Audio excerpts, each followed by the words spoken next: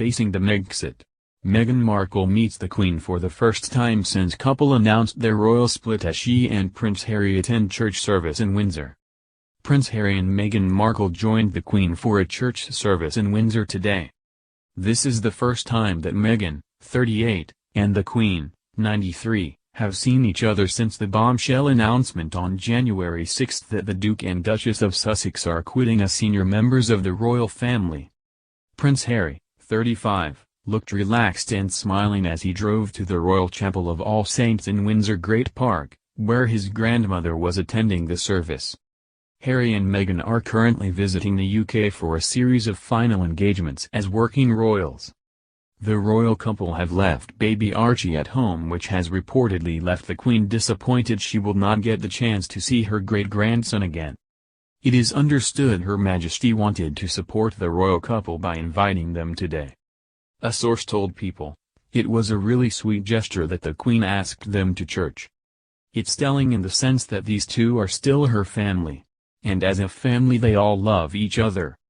Yesterday the Duke and Duchess of Sussex attended the Mountbatten Festival of Music at the Royal Albert Hall. Prince Harry, who attended the event at the South Kensington venue in his role as Captain General of the Royal Marines, wore a mess dress uniform complete with medals awarded from 2 tours of Afghanistan. It is the final time that the Duke will go on an engagement in his official Royal Marines capacity, having inherited the rank of Captain General from his 98-year-old grandfather Prince Philip in 2017. Meghan Markle, who arrived at the venue with a huge smile on her face, wore a red full-length £1,295 Safiya dress, jeweled Simone Roca earrings, and gorgeous red Aquazzura heels.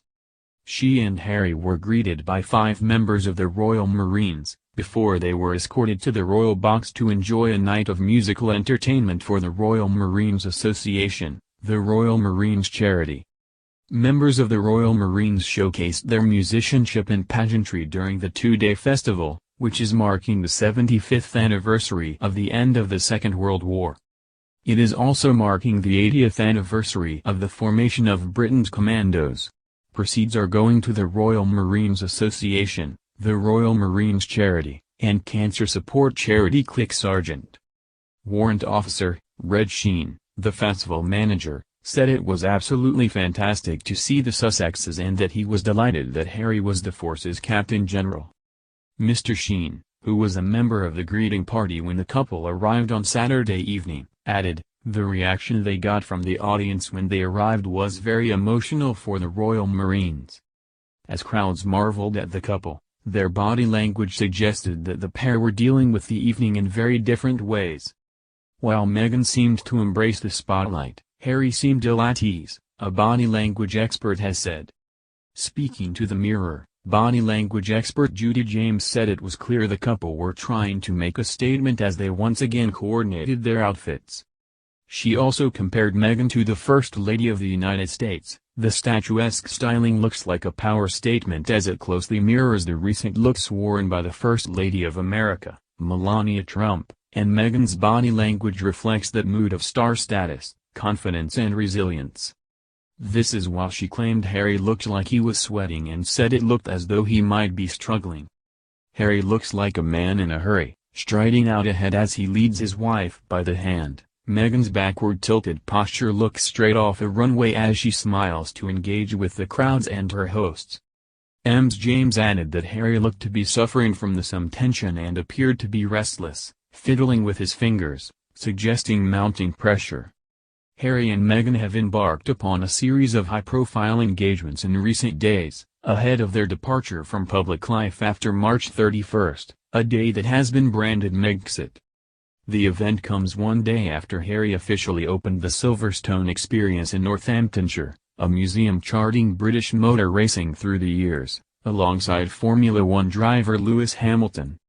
The Prince was driven to the doors of the Silverstone Experience in Northamptonshire yesterday morning in a £65,000 electric Mercedes EQC 400 AMG by 6-time champion Hamilton. Meanwhile, Meghan made a surprise trip to the National Theatre in London on Thursday, releasing photographs of her tour via the couple's Instagram account yesterday. The Duchess, who is patron of the theater, was shown VR technology aimed at helping people better connect and empathize with each other as people, regardless of race, age or nationality. She also visited a comprehensive school in East London this afternoon on her second day back in the UK. The couple also attended the Endeavour Fund Awards on Thursday evening to recognise the achievements of wounded, sick and injured service personnel. The annual event celebrates the achievements of wounded, sick and injured servicemen and women who have taken part in sporting and adventure challenges. All eyes were on Meghan, 38, who has not been seen in this country since she and Harry, 35, made the dramatic announcement that they were quitting public life in early January, much to the distress of the Queen. She presented the Celebrating Excellence Award during the event, saying, "It's very nice to be back. It's the third year I've had the incredible fortune of joining my husband here. It's just the most inspiring space." When we were watching the nomination videos all the way in Canada, we had the same moment of how are you going to choose? Well, we've done our best. The event is just one of just a handful of engagements the couple are undertaking this weekend in the UK before returning to Canada to embark on their new life, ahead of their official departure on March 31st. On Wednesday, Harry waved to well-wishers outside Buckingham Palace as he was driven away in a Range Rover after a series of internal meetings with his team. It came after they had a heart-to-heart for 4 hours in her private apartments at Windsor Castle on Sunday about his imminent departure from the royal family. Harry is said to have requested the meeting, and the Queen, who last saw her grandson during their showdown at Sandringham in January after Harry broke the news that he and Meghan were quitting, was happy to agree. The Queen is believed to have told her grandson that she was keen to keep the door open for him and Meghan to return, and stressed that he would be welcomed back from Canada at any time. Harry, who has always enjoyed a warm relationship with his grandmother, was apparently keen to clear the air before he and Meghan formally stepped down as working royals on March 31st. It is understood that he and his grandmother shared a light lunch and tea on Sunday as they discussed his future. Harry has been staying at Frogmore Cottage, the couple's home on the Queen's Windsor estate, since returning to the UK last week to undertake a handful of final official engagements. He and Meghan have agreed to pay back £2.4 million in taxpayer funds used to rebuild the property in light of their decision to move to North America. The Queen was left deeply upset after Harry and Meghan decided to suddenly announce their plans to step down and move abroad in early January in an apparent effort to bounce the royal family into agreeing to their demands to retain the trappings of royal life, while pursuing independent commercial careers. And the couple were taken aback when Buckingham Palace made clear its displeasure and insisted that Harry would have to relinquish his HRH title as a non-working royal and hand back their official patronages and his military positions, as well as dropping their plans to market themselves as Sussex Royal. The Queen is said to be very sad that she sees so little of Harry and Meghan's son Archie, her great-grandson. Last autumn, American former Suits actress Meghan opened up about her struggles with royal life in an ITV documentary filmed on their Africa tour. She revealed that she had tried to cope with the pressures by putting on a stiff upper lip, but admitted she was not prepared for the intensity of tabloid interest. "It's not enough to just survive something, that's not the point of life. You have got to thrive," she added. Meghan told presenter Tom Bradby, "Not many people have asked if I'm okay."